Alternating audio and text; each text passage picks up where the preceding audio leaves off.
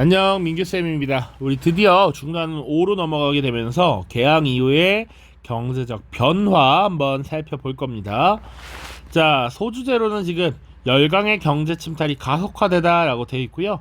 교과서에 약 6페이지, 프린트는 2개 차시에 대한 내용인데 선생님이 조금 더 간략하게 정리를 해서 핵심만 보도록 하죠.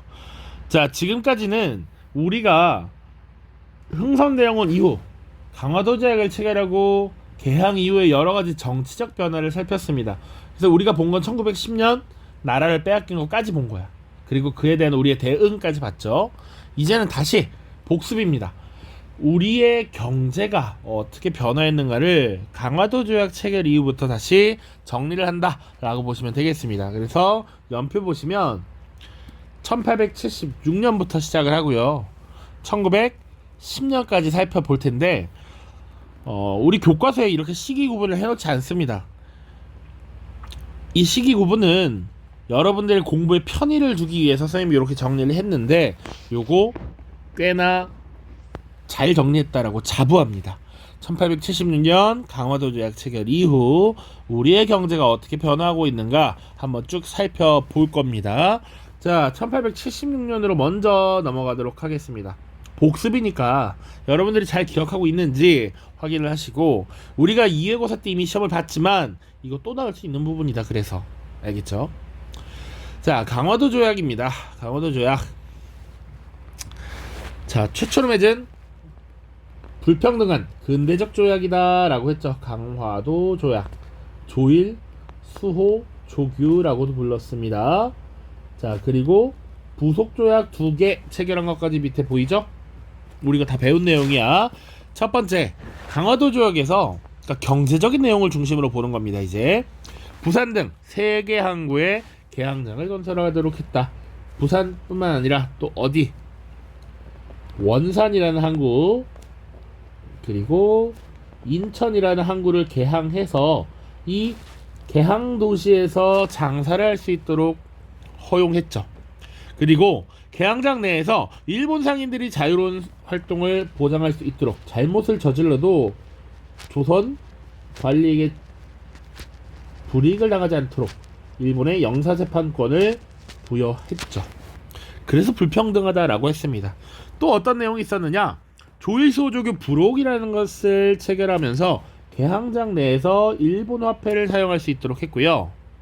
또 사실 여기 빠져있지만 간행이정이라고 하는 것을 설정합니다. 물론 요즘 학계에 논란이 있어서 이것을 간행이정이 아니라 한행이정으로 불러야 된다라고 하는 것도 있는데, 최초의 심리의 간행이정을 설정합니다. 이게 뭔 말이냐? 부산 항구가 이렇게 딱 있어. 부산 항구가 있으면 그 주변으로부터 약 10리까지만 활동을 할 수 있게 한 겁니다. 조선의 내륙까지 깊이 있게 들어올 수 없다라는 거야. 항구 주변 약 4km 정도까지만 활동을 할 수 있게 된 겁니다. 여기서만 일본 상인이 활동할 수 있고 안쪽으로는 들어올 수 없어. 요게 간행이정이라는 거야. 10리를 설정했고요. 물론 이게 시기가 지나면 몇 년 후에는 50리로 늘린다. 몇 년 뒤엔 100리로 늘린다. 이렇게 또 약속을 해놓습니다. 자, 그리고 조일무역 규칙은 우리가 삼무라고 정리를 했습니다. 세계가 없다라고 했어. 일본 상품에 대해서 관세가 없고요. 일본 정부 소속의 선박에는 항세도 없고요. 그리고 일본인들이 자유롭게 곡물을 수출하거나 수입할 수 있도록 허용했는데 제한 규정이 없다라고 이야기를 분명히 했었습니다. 그쵸? 자, 그래서 76년 이후에 조선의 경제는 어떻게 되었느냐? 이렇게 정리할 수 있다. 개항 직후 일본 상인의 경제 침투, 이렇게 정리를 할 수 있고요. 분명히 일본 상인들이 조선에서 쌀을 대거 사간다라고 했습니다. 그러다 보니까 쌀값이 폭등했죠. 그래서 우리 1882년 이모군란이라는 사건이 일어났을 때 서울의 하층민들이 가담했던 이유 중에 하나가 쌀값 폭등이었잖아. 과도한 세금과 쌀값 폭등, 이런 문제가 이때 발생하기 시작했다라는 것이고요. 또 하나의 특징은 일부 중개상인이 부를 축적할 수 있었다라는 거야. 여기서 대표적인 중개상인은 객주라고 하는 상인들입니다. 왜?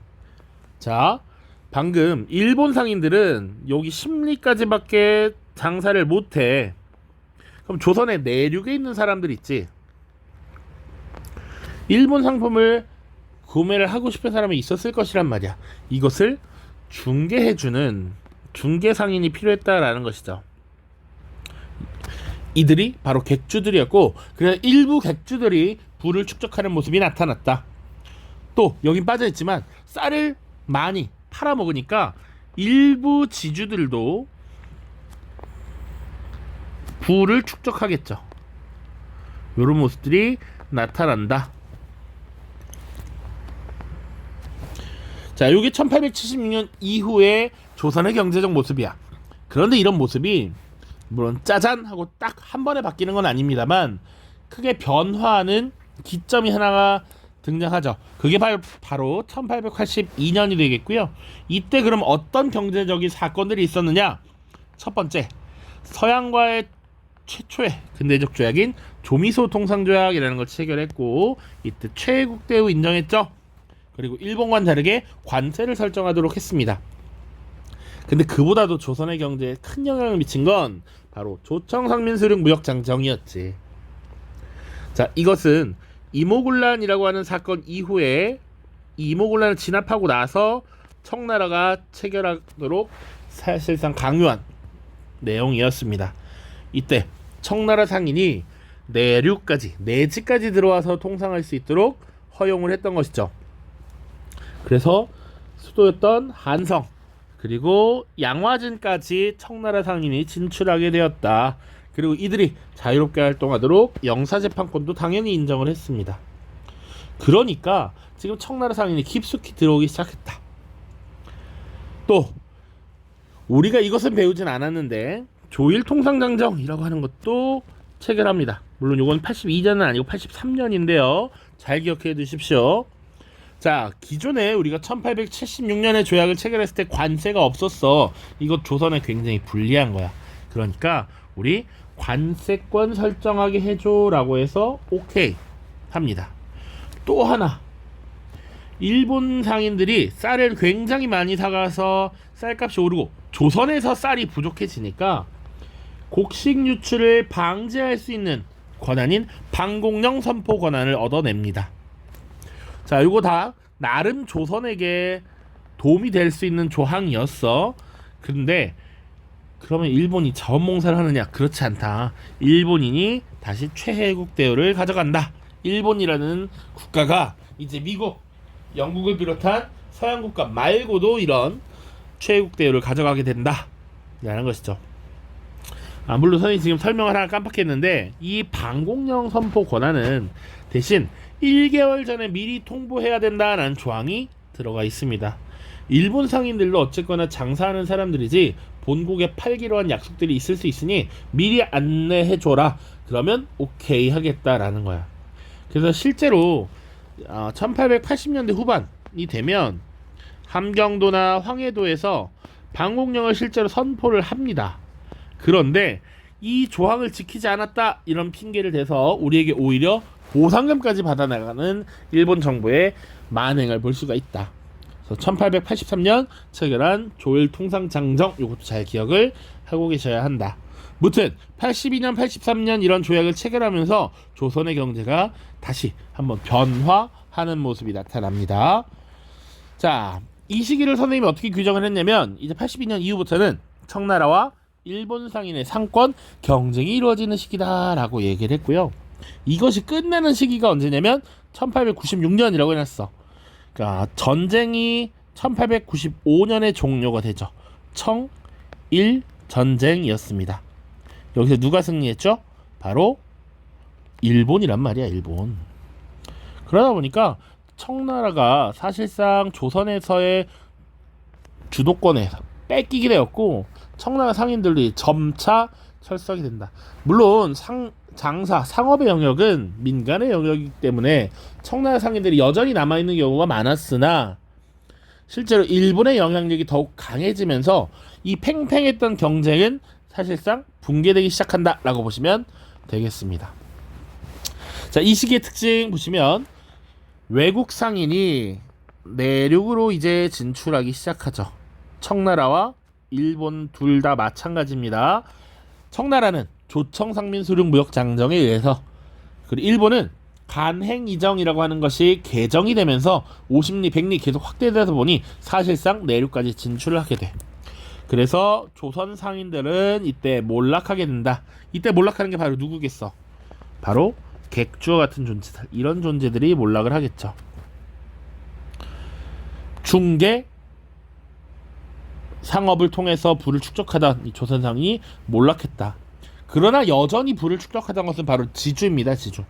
땅을 가지고 있던 지주들은 조선인들보다 쌀을 조금 더 비싸게 사가는 일본인들 덕분에 부를 축적할 수 있었는데, 더 많은 부를 축적하기 위해서 소작인들을 수탈하는 모습을 보이고 있었다. 그게 82년 이후의 상황이었다라는 것이죠. 근데 또 이런 상황이 나름 크게 반전되는 시기가 언제냐? 선생님 1896년이라고 설정을 해놨고요. 그 사건이 바로 아관파천입니다. 이것은 조약은 아니기 때문에 여기다 선생님이 이제 파란색으로 칠 안 해놨어요. 자, 아관파천은 뭐였습니까? 자, 고종이라고 하는 왕이 러시아 공사관으로 피신한 거지. 자, 이때 제국주의 여러 강한 나라들의 이권 침탈이 본격화됐다라는 거야. 왜 그러느냐? 자, 러시아라는 나라가 지금 우리 왕을 보호해주고 있습니다. 얘네 자선단체입니까? 봉사단체예요? 아니란 말이야. 러시아에게 고마워라고 해서 어느 정도 이권을 부여할 겁니다. 자, 그런데 이때 문제가 뭐냐? 우리가 분명 서양 열강 그리고 조일통상장정에서 일본에게 주었던 권리가 있어. 바로 최혜국 대우야. 그래서 러시아에게 어떤 이권을 주면 그것에 상응하는, 비교했을 때 비슷한 정도의 이권을 주어야 된다라는 것이죠. 그래서 이 시기에 철도부설권, 광산채굴권, 삼림체벌권, 해운건설권, 업, 전기 관련 각종 이권이 서구 열강, 일본 등등에게 넘어가게 된다. 자, 그래서 밑에 우리나라가 당시 이제 대한제국 시기가 됩니다. 대한제국 시기에 넘겨준 각종 이권들이 쭉 나와 있어. 자, 보통 시기가 1896년 아관파천 이후부터 1904년까지입니다. 왜? 1905년으로 넘어가게 되면 사실상 러일 전쟁에서 일본이 승리하면서 일본이 사실상 한국 지배를 여러 나라에게 인정받기 시작해. 그러니까 이제 다른 나라에게 권리를 주지 않지만 이 전까지 지금 여러 이권들을 넘기고 있다. 특히나 핵심적인 건 철도, 광산, 삼림체불권, 이 세 가지 정도를 예전부터 강조를 했었는데, 결론은 철도는 모두 결국 일본이 건설했다라는 겁니다. 그래서 여기 철도가 보시면 최초로 건설한 경인선 부설권, 원래 미국에게 그 권한을 주었으나, 권리를 주었으나 일본이 이를 가져갔고요. 서울과 부산을 잇는 경부선 마찬가지, 원래 일본이 가져갔고요. 왜? 일본이 자기들에게 좀 도움이 될 만한 철도니까. 자, 그리고 경의선 부설권, 의주까지 가는 것, 지금 중국 대륙으로 향하는 것이죠. 프랑스가 그 권리를 가졌다가 일본에게 넘어간다. 나중에 경원선 부설권도 일본이 가져갑니다. 그래서 모두 일본이 가져가. 그러면 이 철도들은 언제 만들어졌는가? 뒤에 또 나오긴 하는데 미리. 자, 경인선 우리나라 최초의 철도고요. 1899년에 완성이 됩니다. 자, 경부선은요, 부설할 권리는 1898년에 주었지만 실제로 완성되고 개통된 것은 1904년 말 혹은 1905년 1월 1일 이렇게 봅니다. 순서는 경인, 경북, 경의, 경원 순이에요. 자, 경의선은 언제냐? 바로 같은 해 11월로 보는 경우가 많습니다. 물론 1906년으로 보는 경우도 있고요. 순서만 기억하면 될 것 같아. 대략 이 시기구나. 경원선은 완성돼서 개통되는 것이 일제강점기로 들어가서입니다.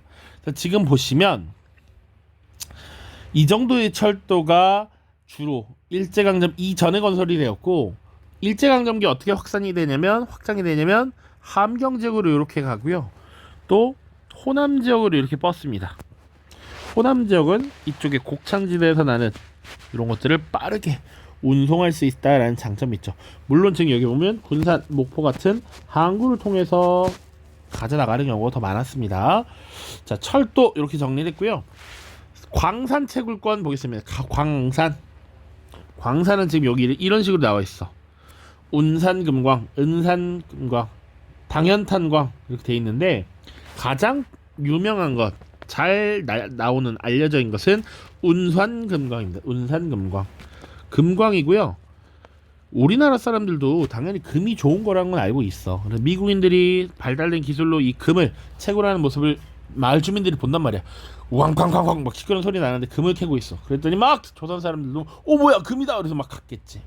그래서 미국인들이 Hey, no touch! 라고 했는데 그래서 이런 고귀한 물건을 노다지라고 부르는구나 라고 해서 노다지라는 표현을 씁니다. 요새 거의 쓰지 않죠? 자, 그리고 당연탄광, 여기 지금 가렸지만 일본에 의한 직산탄광, 요런 것들이 좀 많이 유명한 지금 광산 채굴권을 부여한 것이다. 삼림채벌권 같은 경우는 주로 나무를 깎아가는 것이죠. 압록강과 두만강의 삼림채벌권 러시아가 가져가고요. 울릉도의 삼림채벌권 또한 러시아가 가져갑니다. 요 정도 정리할 수 있겠네요. 지금 강화도 조약 체결 이후부터 아관파천 이후 시기까지 보았습니다. 자, 이 시기의 특징, 열강의 이권 침탈이 굉장히 심화되었던 시기다. 그 근거가 바로 최국대우였고 삼림, 광산, 철도, 부설권 등의 각종 권리를 강력한 나라들이 막 가져갔다. 특히 심플하게 정리할 수 있는 거, 삼림은 러시아, 철도는 일본이었다. 광산은 여러 나라에게 가져다 줍니다. 미국, 일본, 독일, 러시아 등등등. 자, 그 다음 보겠습니다. 이제 마지막 부분인데요. 1904년 이후 또 한 번의 큰 변화가 있다라는 거야. 자, 1904년에 그럼 어떤 사건이 있었는가를 보면 돼. 이때 러일 전쟁이 벌어지기 시작하고요. 러일 전쟁 중간에 조약을 체결합니다. 바로 제1차 한일협약이라는 걸 체결하죠.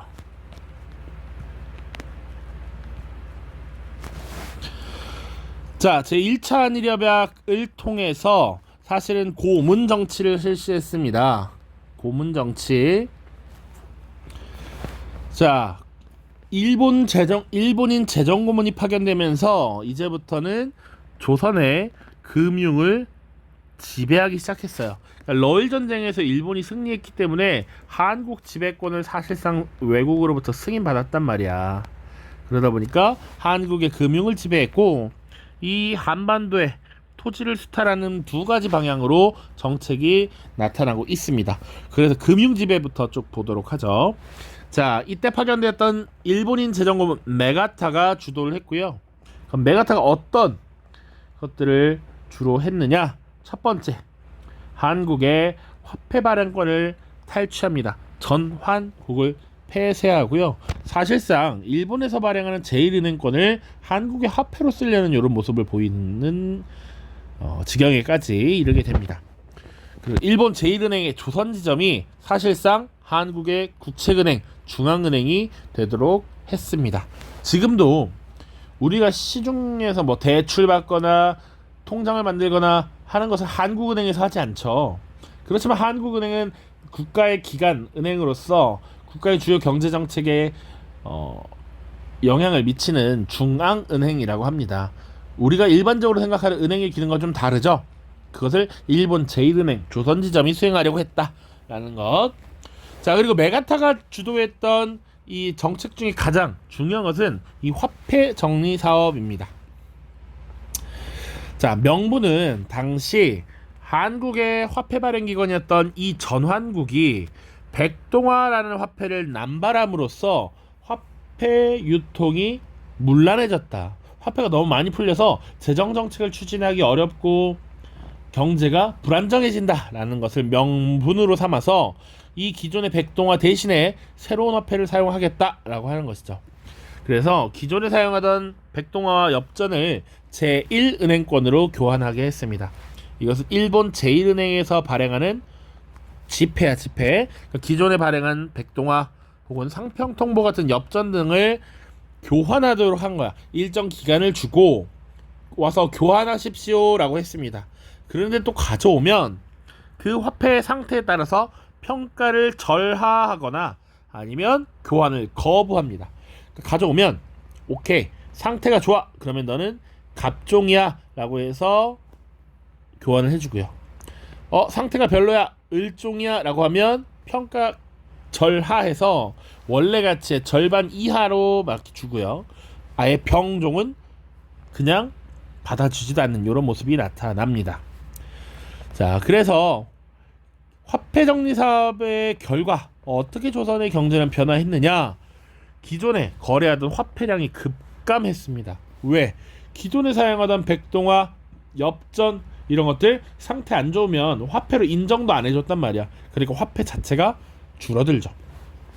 그리고 백동화, 엽전을 대거 갖고 있었던 한국 상인과 은행이 경제적 어려움을 겪거나 파산하게 되지. 왜? 이것도 평가 절하되는 경우가 많았으니까. 그리고 기존에 자산을 가지고 있었던 사람들 혹은 내가 빚을 지고 있어서 이걸 갚아야 되는 사람들은 내가 기존에 갖고 있던 화폐가 쓰레기가 되면서 내 자산이 줄어들었기 때문에 거액의 부채가 발생하기도 하죠. 지금 그런 모습들이 지금 있습니다. 자, 이 화폐 정리 사업이 어떻게 이루어졌는지 교과서에 또 나와 있는데 그것도 좀 이따 같이 살펴보도록 하죠. 토지 수탈 보겠습니다. 크게 두 시기로 나눠서 보는데요. 80년대와 러일 전쟁 이후로 구분을 합니다. 자, 1880년대 일본 상인들이 야금야금 진출하면서 일본인들이 고리대금 등의 방법으로 대규모 토지를 매입했습니다. 그러니까 원래는 외국인이 한국에서 땅을 사는 것이 법으로 금지되어 있었어. 그런데 이런 편법의 형태, 돈을 빌려주고 갚지 못했기 때문에 땅으로 받아야 된다라는 이런 편법을 사용했던 것이죠. 그래서 이때 일본인들이 가져갔던 지역이 보통 군산, 나주와 같은 곡창지대이면서 바다에 가까운 항구 도시들이라고 보시면 되겠습니다. 지금 보시면 군산에 가면 적산가옥이라고 해서 일본인들이 살던 일본 스타일들의 가옥들이나 일본인들이 사용하던 기관, 이런 예전 건축물들이 많이 남아 있습니다. 자, 그리고 러일 전쟁 이후에는 철도 부지, 군용지 명목으로 대규모의 토지를 수탈합니다. 특히 철도 부지 과정에서, 철도를 부설하는 과정에서 역 주변의 토지, 철길 주변의 토지, 역둔토라고 하는 명목으로 땅을 강제로 많이 빼앗아 갔습니다. 이런 토지들을 정부에서 관리하기 위해서 회사를 설립합니다. 바로 동양 척식 주식회사라는 것을 1908년에 설립을 하고요. 이때 걷어들인 땅을 일본인들에게 낮은 가격에 판매를 하죠. 그러니까 이 한국인들 입장에서는 이 회사가 굉장히 미워. 내가 전통적으로 살아오던 이 땅을 빼앗고 일본인들에게 팔아버리는 나쁜 놈들이란 말이야. 그래서 이건 한참 뒤에 나올 텐데요. 조선인들의 적과 같았습니다. 그래서 의열단이라고 하는 단체가 뒤에 나올 텐데 1919년에 조직되는 단체고요. 이 의열단의 단원이 바로 나석주라는 인물이 있습니다. 이 나석주라고 하는 인물이 동양척식주식회사를 폭파하기 위해서 폭탄을 투척하기도 하죠. 1926년에 그런 일이 일어납니다. 자, 지금 많은 내용이에요. 이게 적지 않은 내용인데 물론 복습이 있기 때문에 조금은 수월하지 않을까라고 생각을 합니다. 요거 안 봤으니까 1904년 이후로는 일본이 사실상 한국에 대한 지배권을 인정받으면서 금융지배와 토지 수탈이 이루어졌다. 대표적인 거 화폐정리 사업 혹은 한국에서 화폐를 발행하는 전환국 폐쇄 같은 내용들 같이 기억을 해두시고요. 그리고 동양척식 주식회사를 설립해서 한국인으로부터 빼앗은 땅을 일본인들에게 저가로 넘겼다. 이런 내용들이죠. 자, 교과서 보고 마무리를 짓도록 하겠습니다. 자, 137쪽부터 보도록 하죠. 열강의 경제 침탈이 가속화되다. 자, 요 위에는 운산금광이 나와 있습니다. 그래서 이 운산금광은 미국인이 금광 채굴권 확보해서 개발을 했고요. 이때 조선인들이 자꾸 접근을 하자 미국의 광산 관리인이 조선인을 살해하는 일들도 일어나기도 했죠. 자, 이런 이권들은 아관파천 이후 최혜국 대우 명목으로 미국에게 광산 채굴권이 넘어가면서 이런 모습이 나타나기도 했습니다. 자, 쭉 보겠습니다. 개항과 일본 상인의 무역 강화도 지역 체결로 쭉쭉쭉쭉 나와 있고요. 개항장을 중심으로 무역이 이루어졌는데 외국 상인들은 항구 부두로부터 동서남북 각 4km 이내에서만 활동을 할 수 있었습니다. 이 범위를 보통 간행이정이라고 표현을 합니다. 이 표현을 알아야 되는 건 아닙니다. 자, 이에 따라 개항장의 외국 상인과 내륙의 조선 상인을 중개하는 개항장 객주가 등장하면서 이들이 일부 부를 축적하기도 했다라는 것이죠. 자, 이 무렵에는 개항장을 중심으로 일본 상인들의 경제적 침투가 본격적으로 이루어졌고요. 불법 행위를 일삼았지만 강화도 조약에 명시됐던 영사재판권을 이용해 조선관리의 처벌을 피할 수 있었습니다. 그러던 중 조일소족이 부록이 체결되면서 일본인들이 일본화폐를 사용하고 개항장을 중심으로 무역활동을 전개했고요. 조일무역규칙으로 일본 상선은 선박의 크기에 따라 정해진 항세를 부과받았으나 일본 정부 소속의 선박은 항세를 면제받았죠. 관세도 없었고요. 자, 일본 상인은 청일전쟁 이전까지는 주로 영국산 면직물을 싸게 사서 조선에 들여와 비싼 가격에 팔았고요. 조선에 쌀, 콩, 소가죽, 금 등을 사들여서 일본에 팔아서 차익을 남겼습니다. 조선에서는 일본으로 쌀, 콩들이 다량 유출되면서 곡물 가격이 올랐고 많은 사람이 고물가에 시달리며 어려움을 겪었습니다. 조선의 전통적인 면제품은 가볍고 입기 편한 외국산 면제품이 들어오면서 판매량이 줄어들었고 면방직 수공업은 타격을 입었네요. 요 부분은 지금 우리 필기노트에 없는 부분이죠. 선생님, 필기노트에 모든 걸 다 넣고 싶지만 그렇지 않습니다. 12가지 이유가 있는데요. 일단 지면의 부족함도 있습니다. 구성을 하다 보면 지면의 부족함 때문에 일부러 넣지 않는 경우도 있습니다. 어차피 교과서를 보기 때문에. 그리고 꼭 거기다만 넣어놓으면 그 내용만 볼까봐 그런 것도 있습니다. 중요한 내용들 또 같이 보기 위해서 일부러 이런 것들을 구성할 때 빼놓기도 합니다. 이 자체가 엄청 중요한 내용은 아닙니다. 영국산 면직물을 사서 이렇게 뭐 이런 내용보다는 이런 내용, 조선의 면방직 수공업이 타격을 입었구나 라고 하는 것, 쌀값이 크게 올랐구나, 힘들었구나, 이런 것들은 기억을 해야 합니다. 자, 지금 밑에 인천 계양장의 모습인데요. 인천항의 외국인 조개집 모습이라고 되어 있습니다. 이게 선생님 우리 집 근처입니다. 걸어서 한 20분이면 가고요. 차로 5분이면 가는 곳인데, 지금 여기가 선생님이 예전에 가서 브이로그 찍으려 했다가 약간 귀찮아서 접은 곳입니다. 자, 그래서 당시 외국 상인들이 거류하는 거류지가 형성이 되는데, 이쪽이 지금 일본 상인들이 지금 거주를 했던 곳이고요. 사실 이 반대쪽 길 건너편으로 청나라 상인들이 거주하던 조개지가 있습니다. 그것도 거류지라고 보면 됩니다. 자, 이후 보겠습니다. 82년 이후에요. 요거는 청나라 일본 상인의 상권 침탈이라고 해서 쭉쭉쭉 읽어보시면 되는데, 조선에서 활동하던 서양 상인의 수가 적었기 때문에 청과 일본 상인의 경쟁이 이루어졌다라는 것. 자, 그리고 객주가 자본을 동원할 힘이 부족해서 쇠퇴해갔다. 한상의 시전 상인도 위협받았다. 이런 것. 자, 이때 또 특징이 뭐냐면 분명히 1882년 이전에 강화도 조약 체결 직후에는 일본이 영국산 면직물을 사와서 팔았다라고 했는데, 여기 치사하게 이런 내용도 들어있습니다. 청일전쟁 이후 일본에서는 섬유공업이 발달하였고 일본 상인들은 이제 일본산 면직물을 조선에 들어와 싸게 팔았다. 청일전쟁 이후입니다. 이것은 82년 이후가 아니라 1890년대 들어서 일본으로 쌀이 대량 수출되면서 쌀값이 크게 오르자 지주들은 쌀을 확보하고 수입을 늘리기 위해 소작세를 바꾸거나 소작료를 인상하는 등 소작인에 대한 수태를 강화하였다.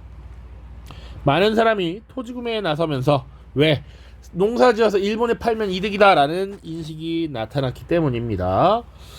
자, 한편 정부는 무관세 규정을 시행하기 위해 노력하였다. 조일 통상장령을 체결했고요. 관세 부과, 곡물 수출에 금지령을 넣었습니다. 그러나 방공령을 둘러싼 분쟁의 여지를 남겨두었고 일본의 요구로 최혜국 대우 규정도 포함이 되었죠.